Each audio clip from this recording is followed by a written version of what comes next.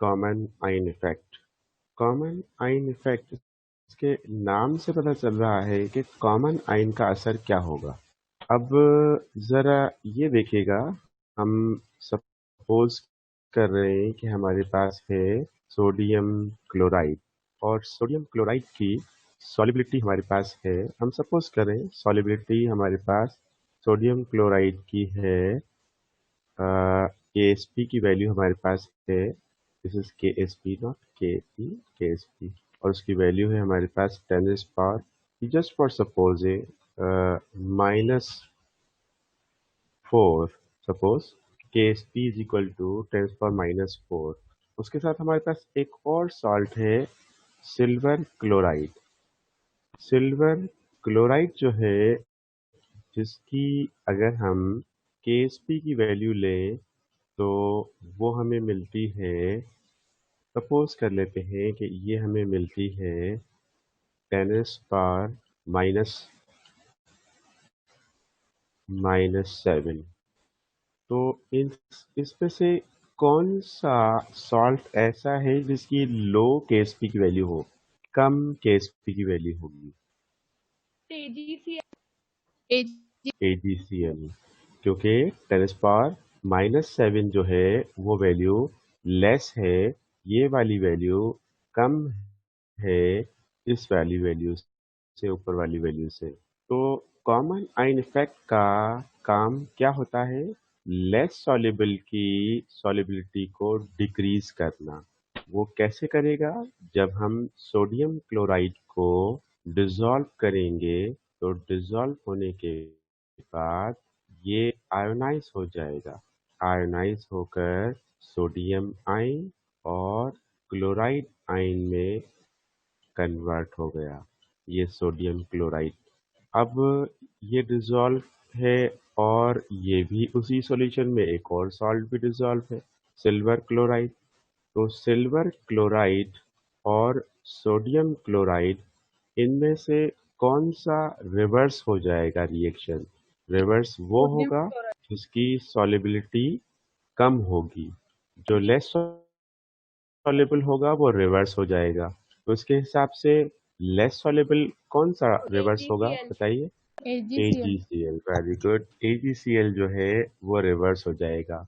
वो रिवर्स किसके बेस पर होगा? रिवर्स वो रिवर्स होगा कॉमन आइन के बेस पर। ये कॉमन आइन, ये कॉमन आइन है, और कॉमन आइन जो क्लोराइड आइन है वो लेस सॉल्युबल की सॉल्युबिलिटी को डिक्रीज कर देंगे। और लेस सॉल्युबल हमारे पास है सिल्वर क्लोराइड।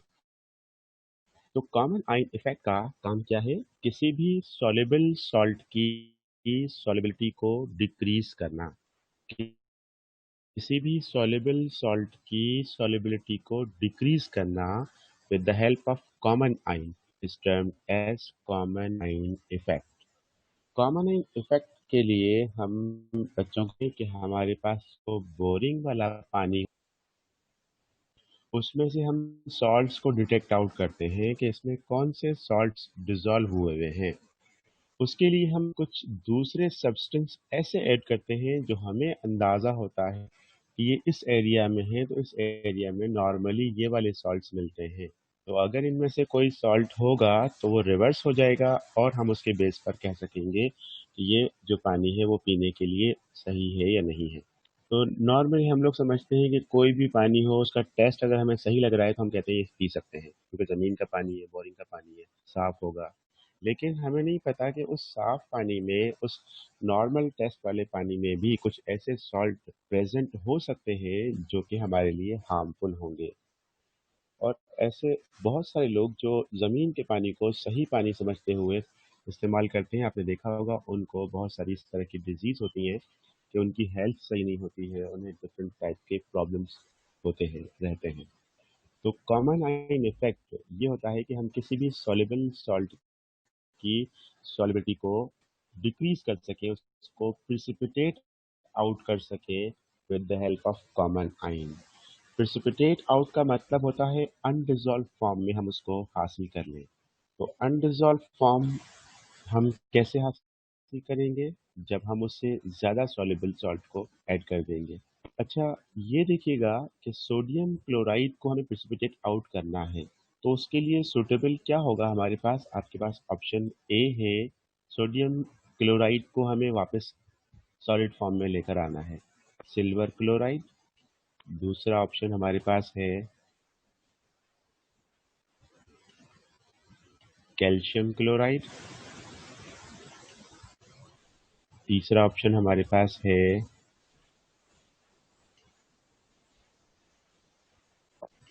Hydrogen chloride. चौथा ऑप्शन हमारे पास है पोटेशियम नाइट्रेट। कौन सा सिलेक्ट करेंगे? Sir C. C. Yes, very good. C is more soluble than sodium chloride, तो इसीलिए सी जो है वो इसको प्रिसिपिटेट आउट कर लेगा, और सी ऑप्शन हमारा जो है वो राइट ऑप्शन हो जाएगा। किसके सर बेस सी पर हम? पॉलरिटी के बेस पे लिया है ना, जी हाँ, इसमें कॉमन आयन भी सबसे मिल ज्यादा रहा है हमें। उधर। Yes common sir. आयन भी मिल रहा है हमें, और जब ये क्लोरीन क्लोरीन से मिलकर रिवर्स कर देगा और हाइड्रोजन गैस बनकर इवॉल्व हो जाएगी। तो इस तरह से हमें जो है with the help of hydrochloric acid हम आसानी से सोडियम क्लोराइड को रिवर्स कर सकते हैं। तो ये हुआ common ion effect. Common ion effect जिससे हम सॉल्युबिलिटी ऑफ सॉल्ट हासिल कर सकते हैं या डिक्रीज कर सकते हैं। एक बात और नोट कीजिएगा कि कॉमन आयन इफेक्ट का की जो एप्लीकेशंस है वो है सॉल्ट एनालिसिस में। आप में से कितने बच्चे ऐसे इस वक्त क्लास अटेंड कर रहे हैं जिन्होंने इंटर के प्रैक्टिकल अटेंड किए हैं सॉल्ट एनालिसिस के? सॉल्ट एनालिसिस हम इंटर में करवाते हैं बच्चों को, कॉलेज में इसके प्रैक्टिकल करवाते हैं, और हम बच्चों को देते हैं अननोन सॉल्ट। अननोन सॉल्ट देते हैं, और वो अननोन सॉल्ट जो होता है उसको वो बच्चे with the help of scheme जो कि इंटर के प्रैक्टिकल में दी हुई होती है, उस स्कीम से देखकर उस सॉल्ट को एनालाइज करते हैं और पता लगाते हैं कि ये कौन सा सॉल्ट है। आप में से कोई बच्चे ऐसे हैं जिन्होंने प्रैक्टिकल किए हों, लैब में अटेंड किए हों प्रैक्टिकल? आई थिंक आज कोई भी प्रेजेंट नहीं है ऐसा बच्चा जिसने प्रैक्टिकल अटेंड किए हों। ऐसे ही है कुछ? किसी का भी आंसर नहीं आ रहा, इसका मतलब कि हर एक सोच रहा है क्या क्यों है। जी? में करवाया नहीं है वाला। नहीं नहीं, आप फर्स्ट ईयर के स्टूडेंट होंगी, इंटर वालों को करवाए हैं ये, हर कॉलेज में करवाए जाते हैं।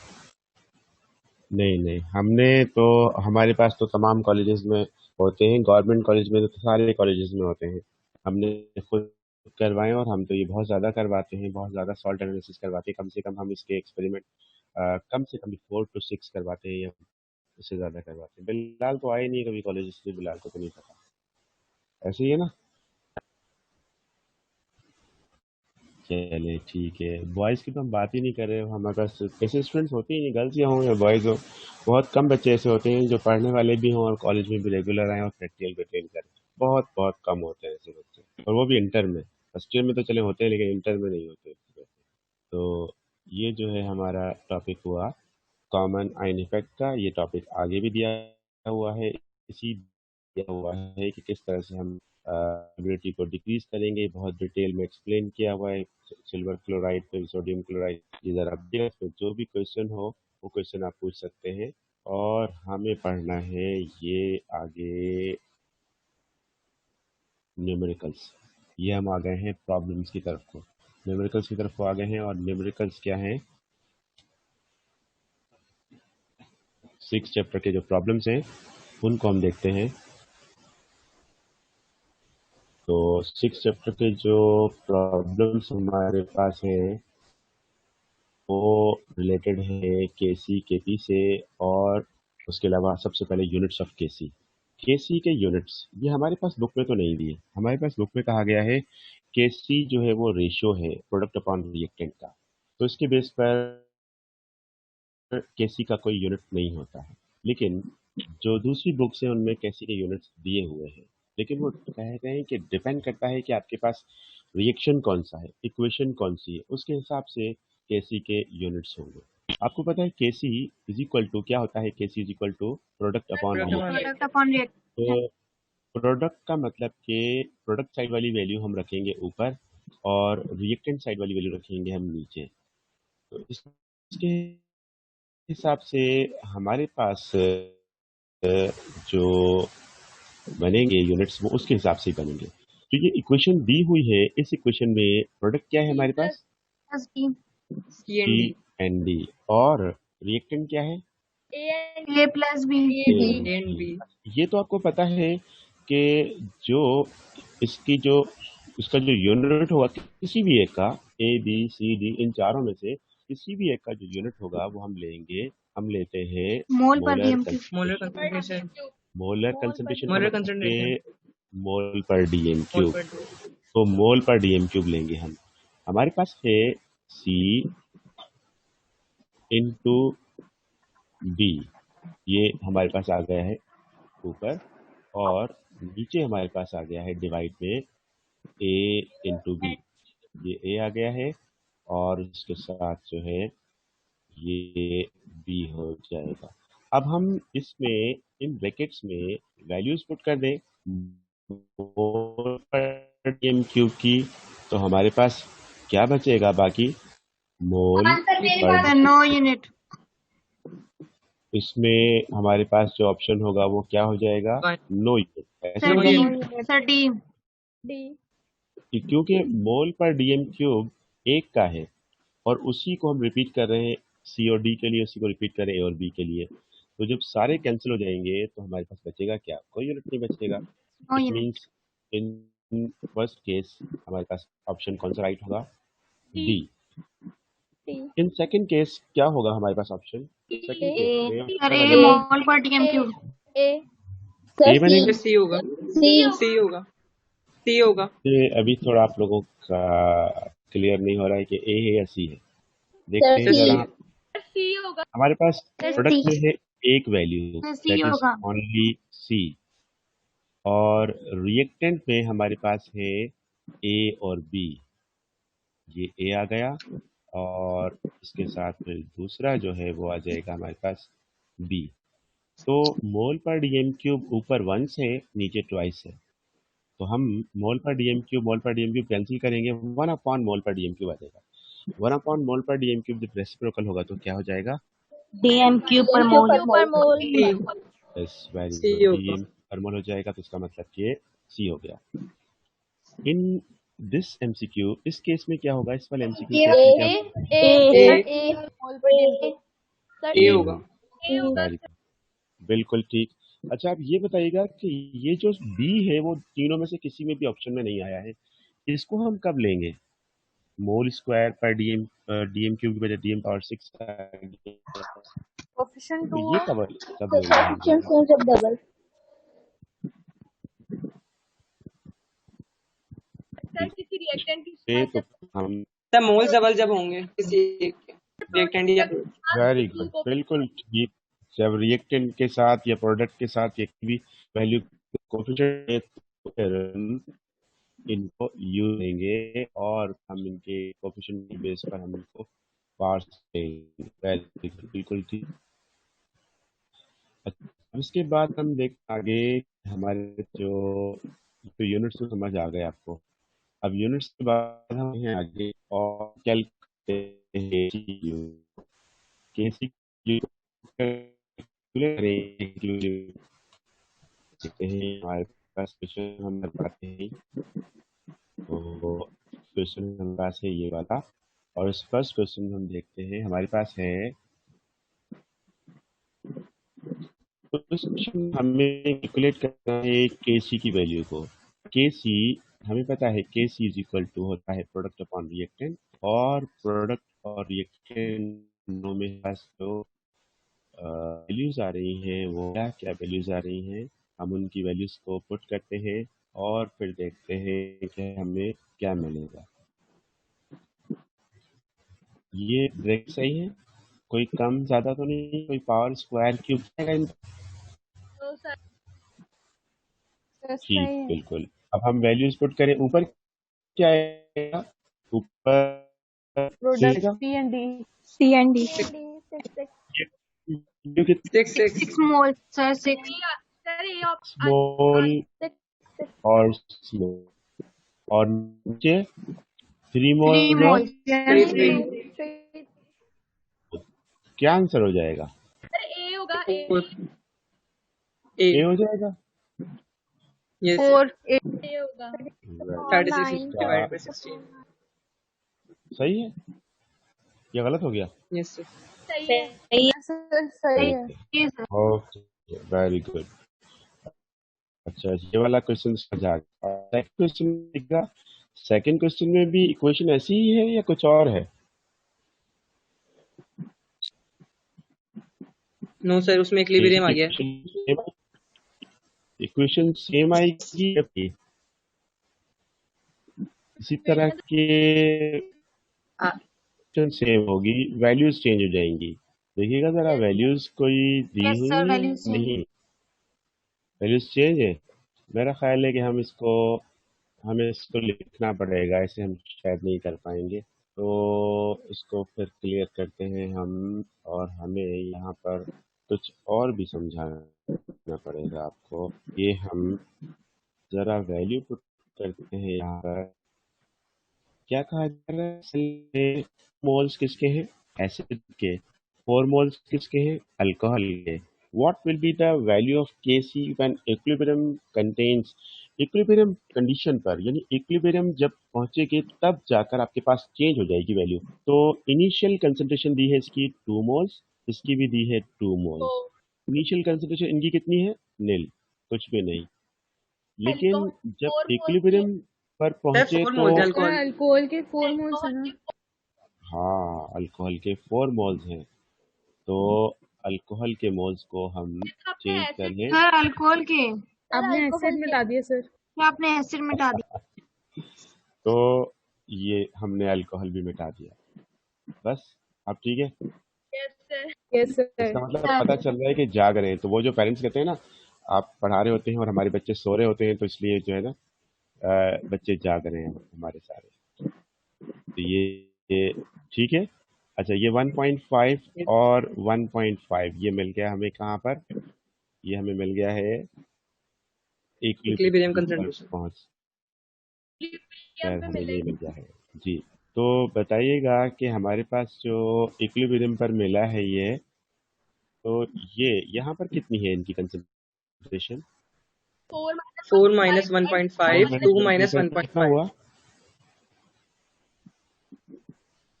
4 सर माइनस 1.5 कितना हुआ? 2.5। 2.5 सर 2.6 ये 2.5 हो गया, और ये कितना हुआ? 0.5 0.5 हुआ।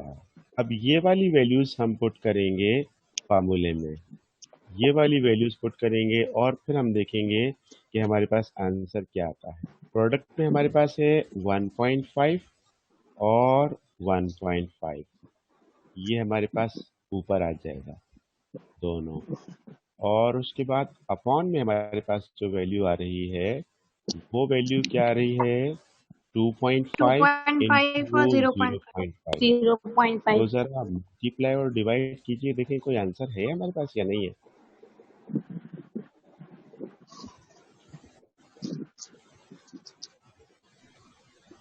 कोई आंसर नहीं है शायद, तो डी ऑप्शन को करना सर नहीं पड़ेगा। है 0.8 आ रहा है में से कोई भी नहीं है 0.8 1.8 आ रहा है 1.8 ये इसको हम करेंगे तो हमें मिला कितना?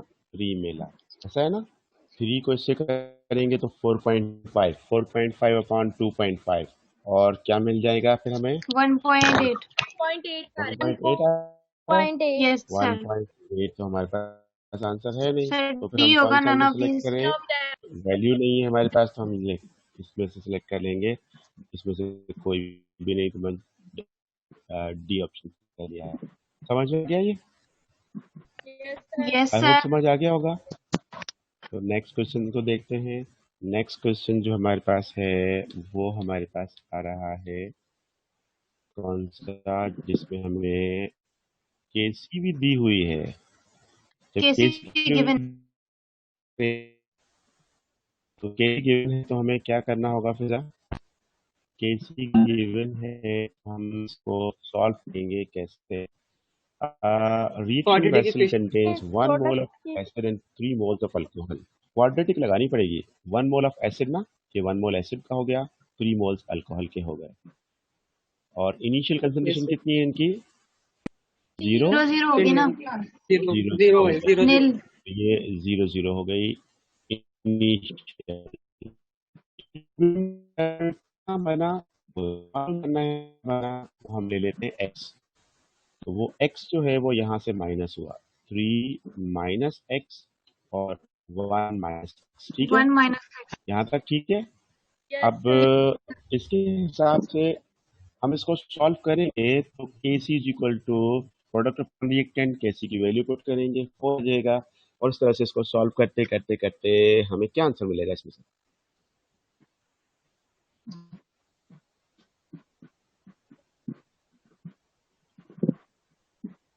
सर इसका आंसर 0.9 है। जी क्या मिलेगा हमें आंसर? समझ आ रहा है सर नहीं? 0.9 आएगा। नहीं समझ आ रहा? तो नौफिल को याद था ये सवाल, इसलिए नौफिल ने कहा ये तो वही वाला सवाल है जो बुक का है, जो पेज नंबर 190 पर यस सर, बुक में। B Yes, part sir. दिया हुआ है, तो इसीलिए उसके हिसाब से वाला है। 0.9 सिलेक्ट कर लिया। लेकिन नौफिल रीजन नहीं बताएंगे आपने 0.9 क्यों सिलेक्ट किया? याद था इसलिए या उसके अलावा भी आप कर सकते? सर जो रिएक्टेंट की वैल्यू से लेस ही लेंगे ना सर, प्रोडक्ट के साइड। जी हाँ बिल्कुल सही, ये वाली बात है नौफिल के ऐसी वैल्यू हो जो हम इसमें से माइनस कर सके, 3 में से भी माइनस कर सकें और 1 में से भी माइनस कर सकें। बाकी जो वैल्यूज हैं वो दोनों में से माइनस नहीं हो सकती। ये वैल्यू Yes, sir. 4 वैसे ही टोटल है, इसका मतलब कि कुछ बचा ही नहीं। 2.25 1 में से माइनस नहीं हो सकता, 3 भी माइनस नहीं हो सकता। तो हमारे पास सिर्फ एक ही वैल्यू ऐसी है जो माइनस हो सकती है, तो इसीलिए हम ये देखेंगे कि हमारे पास जो रिवर्सिबल रिएक्शन होता है उसमें हमने पढ़ा था कि रिवर्सिबल रिएक्शन में कभी भी कंप्लीट नहीं होता, कभी भी रिएक्टेंट जीरो नहीं होता। मतलब रिएक्टेंट की जो वैल्यू है वो आपके पास कुछ ना कुछ बाकी रहती है, रिएक्टेंट कभी भी जीरो नहीं होता। तो इसका मतलब अब जीरो नहीं होता तो माइनस पे भी नहीं होगा, जीरो से नीचे भी नहीं जा सकते। तो इसलिए सिर्फ और सिर्फ डी ऑप्शन ऐसा है जिसको हम सिलेक्ट कर सकते हैं। हम देख सकते हैं कि हमारे पास क्या वैल्यू आ सकती है।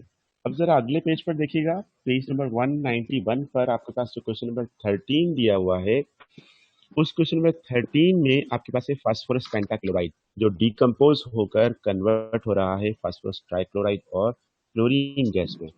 और इसमें जो क्वाड्रेटिक अप्लाई करके और आपके पास आंसर क्या आ रहा है, इसमें कैसी की वैल्यू दी है, उसके बाद कंसंट्रेशन कितनी मिल रही है?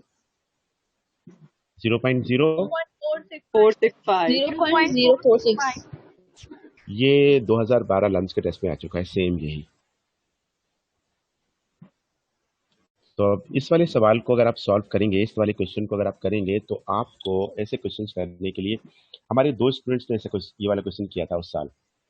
तो एक से मैंने पूछा कि आपने ये क्वेश्चन कैसे किया, उसने कहा सर बहुत ज़्यादा टाइम लग गया इसको करने में, क्योंकि क्वाड्रेटिक अप्लाई करना पड़ा, इसके लिए शॉर्ट ट्रिक्स नहीं बन रही थी ना आपने बताई थी, तो इसलिए इसको करते बहुत ज़्यादा टाइम लग गया। दूसरे से पूछा तो उसने कहा सर मैंने तो इसको याद कर लिया था, ऐसी टिपिकल वैल्यू जितनी भी है मैंने तो उसको याद कर लिया था, मुझे पता था अगर ऐसा कोई सवाल आ जाएगा तो हम सॉल्व नहीं कर पाएंगे, इसलिए इसको याद कर लें। तो इसलिए हमने याद कर लिया था, याद कर लिया और हमने याद करके कर लिया। तो अब आपके पास भी ऑप्शन ये है कि या तो आप इसको सॉल्व करें या आप इसको, जो भी इस तरह के सवाल हैं जिसमें बहुत ज़्यादा लंबी चौड़ी कैलकुलेशन आ रही है, तो आप उसको एग्जाम्पल्स में दिए हुए, एग्जाम्पल नंबर 1 एग्जाम्पल नंबर 2 जो दिए हुए, तो एग्जाम्पल नंबर 2 जो इसका दिया हुआ है उसमें भी आपके पास जो दी है वैल्यू वो इसी तरह की दी है, alcohol acid Easter and water. उसमें ग्राम्स में वैल्यू दी हुई है, ग्राम्स में वैल्यू दी हुई है, अल्कोहल की वैल्यू दी हुई है, एसिड की वैल्यू दी हुई है, ईस्टर की और वाटर की। उनको फिर उनको मोल में कन्वर्ट करने के लिए उनके मॉलिक्यूलर मासेस से डिवाइड करना पड़ेगा, डिवाइड करके फिर मोल्स मिलेंगे, फिर मोल्स मिलेंगे, उसके बाद फिर आप क्या करेंगे, रिएक्टेंट में से माइनस एक्स करेंगे, प्रोडक्ट में प्लस एक्स करेंगे, उसके बाद उसको सॉल्व करेंगे क्वाड्रेटिक से, फिर आपके पास आंसर्स आएंगे। तो अब आप ये देखें कि आपके पास उसमें से क्या आंसर बन सकता है। अब 2 आंसर दिए हुए, 0.029 जो आंसर दिया वो करेक्ट है, और फिर उसको फिर आपको प्लस और माइनस करके 4 वैल्यूज दी हुई है। पेज नंबर देखिएगा कौन सा है, तो उसमें देखिएगा कि एग्जाम्पल नंबर टू जो है उसमें, सर 173। हाँ 173 पर जो एग्जाम्पल नंबर 2 दिया हुआ है उसमें से आप देखिएगा, तो वो फिर आपको जो वैल्यूज दी हुई हैं वो वैल्यूज आप याद रखेंगे कि क्या क्या वैल्यूज हैं, और उन वैल्यूज को फिर आपके पास अगर आ जाती हैं टेस्ट में तो आप उनको सॉल्व कर लेंगे। आई होप कर लेंगे। ये एक और सवाल आ गया है, थोड़ा डिफरेंट क्वेश्चन है, जरा इसको देखें कैसे होगा। किसी को समझ आ रहा है इस क्वेश्चन में या नहीं? ये वाला क्वेश्चन देखिएगा। तो वो तो सवाल, अब हमारे पास बात क्लियर हो गई कि हमें क्या करना पड़ेगा, याद करना पड़ेगा। अब यहाँ देखिएगा क्या कहा जा रहा है, 1 mole of NO, 1 mole of NO जो हमें करना है, तो 1 मोल ऑफ NO के लिए इनिशियल कंसंट्रेशन दे दी आपको 1 मोल, और इक्विलिब्रियम कंसंट्रेशन कितनी बनेगी वो मालूम करनी है। Kc की वैल्यू दे दी है 49, यहाँ इनिशियल दी है 1 मोल, इसकी वैल्यू कितनी है, नील। सर नील। Nil 0 0। इक्विलिब्रियम पर कितना, x और x, और यहाँ Yes कितना, sir। 1 1 minus 1 minus 2x। Minus x। 2x। अब हमारे पास क्या हो जाएगा, Kc इज इक्वल टू हो जाएगा हमारे पास प्रोडक्ट अपॉन रिएक्टेंट, मींस ये हमारे पास है x और ये है x, और नीचे क्या आ रहा है हमारे पास, अपॉन में क्या आ रहा है, 1 1 minus minus 2x। 1 minus 2x। 1 minus 2x और होल स्क्वायर, ऐसा है ना।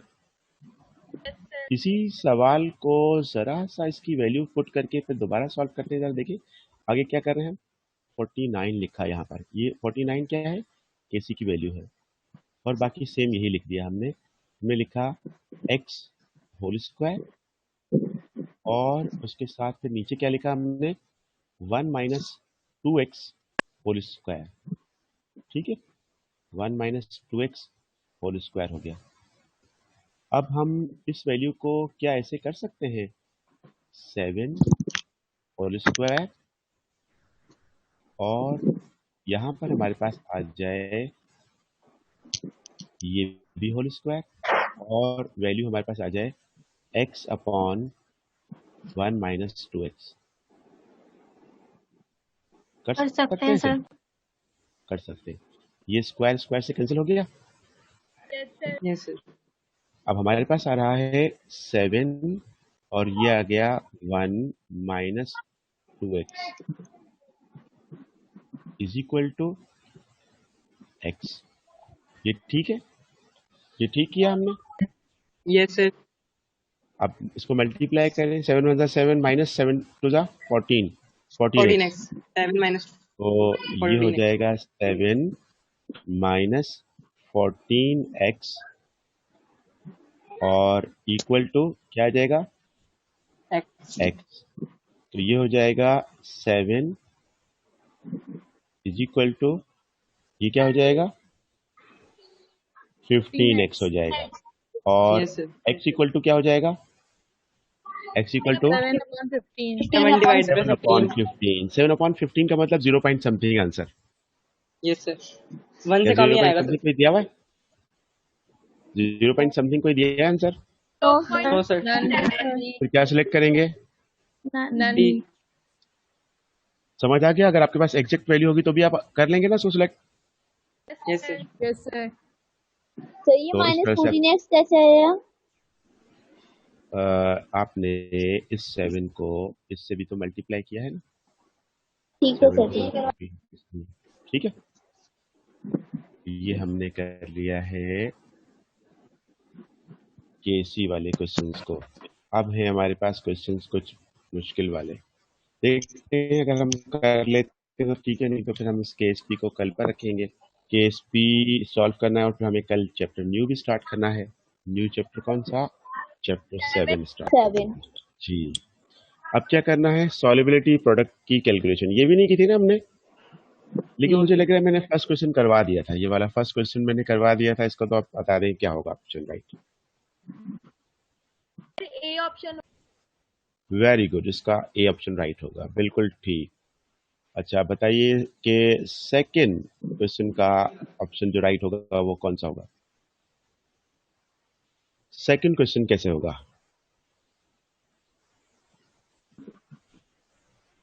सेकंड क्वेश्चन समझ नहीं आ रहा कैसे होगा। चलिए कोई बात नहीं, इसको सॉल्व करते हैं। कल लगाएंगे स्क्वायर रूट तो फिर आंसर आ जाएगा। जी हाँ, उसको ही कुछ ना कुछ करना पड़ेगा, लेकिन क्या करना पड़ेगा अभी कुछ कुछ बात समझ आ रही है, कुछ बात समझ नहीं आ रही बच्चों को। तो इसको हम देखते हैं हमें क्या करना पड़ेगा। इसको हमारे पास जो वैल्यू दी हुई है, टेम्परेचर दिया हुआ, इसको इग्नोर करेंगे हम। टेम्परेचर को हमने कर लिया इग्नोर, चलिए ठीक है। अब जो ये वैल्यू दी हुई है, ये दी है हमें सॉल्युबिलिटी की। तो अगर इसका 1 मोल है तो इसका 1 मोल बन रहा है, इसका भी 1 मोल बन रहा है। तो इसके अगर इतने मोल पर डीएम क्यूब होंगे तो इसके भी इतने इतने बनेंगे, ठीक है ना? Yes sir. तो अब Yes, हमारे sir. पास जो फार्मूला बनेगा वो बनेगा KSP is equal to concentration of lead ion into concentration of carbonate ion. Lead ion और कार्बोनेट आयन की जो वैल्यूज है, मतलब इस वाली वैल्यू को हम इस ब्रैकेट में भी रखेंगे, इसमें भी रखेंगे। फिर जब दोनों को मल्टीप्लाई करेंगे तो हमें क्या आंसर मिलेगा? कोई है आंसर?